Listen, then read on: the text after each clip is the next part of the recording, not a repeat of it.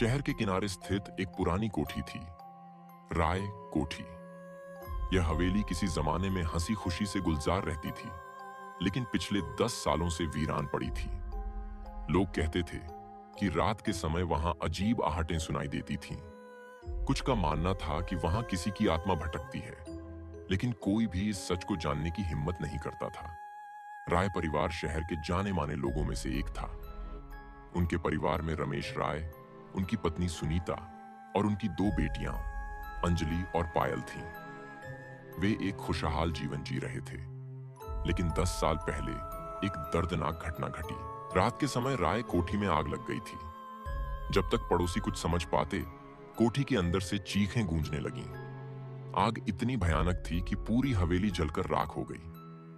अगले दिन मलबे से रमेश राय और उनकी पत्नी की जली हुई लाशें मिली, लेकिन उनकी बड़ी बेटी अंजलि का कोई सुराग नहीं था। पायल किसी तरह बच गई थी, क्योंकि वह उस दिन ननिहाल में थी। शहर में अफवाहें फैल गईं। कुछ ने कहा कि यह एक हादसा था, तो कुछ ने इसे एक सोची समझी साजिश बताया। पुलिस ने जांच की, लेकिन कोई ठोस सबूत नहीं मिला और मामला ठंडे बस्ते में चला गया। इसके बाद जो भी राय कोठी में रात को गया, उसने वहां अजीब घटनाएं महसूस की। कभी किसी के चलने की आहट आती, तो कभी किसी के फुसफुसाने की आवाजें। कुछ लोगों ने दावा किया कि उन्होंने एक लड़की को सफेद साड़ी में कोठी के खिड़की से झांकते देखा था, लेकिन कोई नहीं जानता था कि वह लड़की कौन थी। 10 साल बाद पायल बड़ी हो चुकी। अब वह अपने माता पिता की मौत का सच जानना चाहती थी। उसने फैसला किया कि वह राय कोठी में जाकर खुद सच्चाई का पता लगाएगी। पायल ने अपने दोस्त राहुल और किरण को अपने साथ लिया और वे तीनों कोठी पहुंचे। बाहर से ही हवेली की जर्जर हालत देखकर ही डर लग रहा था। अंदर घुसते ही ठंडी हवा का एक झोंका आया।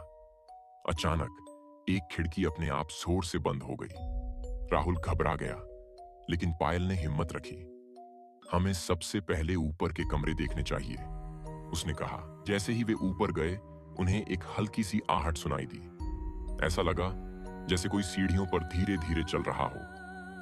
राहुल ने टॉर्च जलाकर देखा, लेकिन वहां कोई नहीं था। तभी हवा में एक लड़की की धीमी आवाज गूंजी, चले जाओ, वरना तुम्हें भी मार दिया जाएगा। किरण डर गई, लेकिन पायल को लगा कि यह आवाज जानी पहचानी थी। यह आवाज, यह अंजलि दीदी की तरह लग रही है। अचानक एक परछाई उनके सामने प्रकट हुई। वह एक लड़की की आत्मा थी, सफेद कपड़ों में, लंबे बिखरे हुए बालों के साथ। उसकी आंखों से आंसू झर रहे थे। पायल, मेरी छोटी बहन, तुम आ गई? पायल की आंखें फटी रह गईं। दीदी, अंजलि की आत्मा कांपते हुए बोली। पायल, मम्मी पापा का कत्ल एक हादसा नहीं था। किसी ने उन्हें मारकर घर में आग लगाई थी। पायल की आंखों में आंसू थे। किसने? दीदी, कौन था वह? अंजलि की आत्मा ने धीरे धीरे हवा में एक नाम लिखा। विजय चाचा। पायल और उसके दोस्त सन्न रह गए। विजय चाचा, जो उनके पिता के सगे छोटे भाई थे, वे ही हत्यारे थे। पायल को पता था कि उसे क्या करना है। उसने पुलिस को बुलाया और विजय चाचा को गिरफ्तार करवा दिया। जब पुलिस ने उनके घर की तलाशी ली, तो वहां से कई सबूत मिले, जो साबित करते थे कि विजय ने अपने भाई की हत्या उनकी संपत्ति हड़पने के लिए की थी। जैसे ही पुलिस विजय चाचा को ले गई, अंजलि की आत्मा मुस्कुराई। अब मैं मुक्त हूं, पायल, अब मैं शांति से जा सकती हूं। पायल की आंखों से आंसू बहने लगे। उसने अपनी बहन की ओर हाथ बढ़ाया, लेकिन अंजलि की आत्मा धीरे धीरे हवा में विलीन हो गई। दिन के बाद राय कोठी में कोई अजीब आहट नहीं सुनी गई।